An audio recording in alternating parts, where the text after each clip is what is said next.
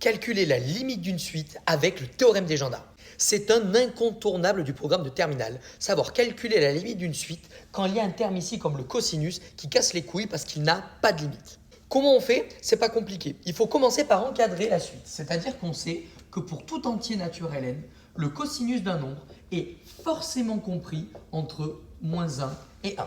Deuxième chose à faire, je vais diviser par n toutes les parties de mon inégalité, ce qui ne pose pas de problème au signe puisque n est positif. J'obtiens donc que moins 1 sur n est plus petit que cosinus n sur n, qui est plus petit que 1 sur n. Qu'est-ce que je fais maintenant? Je regarde cette partie-là et cette partie-là. Je me rends compte que la limite de moins 1 sur n quand n tend vers plus l'infini, c'est pareil que la limite de 1 sur n quand n tend vers plus l'infini. Et cette limite vaut 0.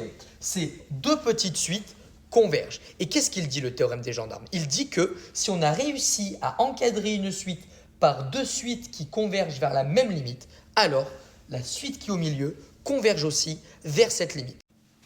J'écris alors, donc d'après le théorème des gendarmes, la limite de cosinus n sur n quand n tend vers plus l'infini est égale à 0.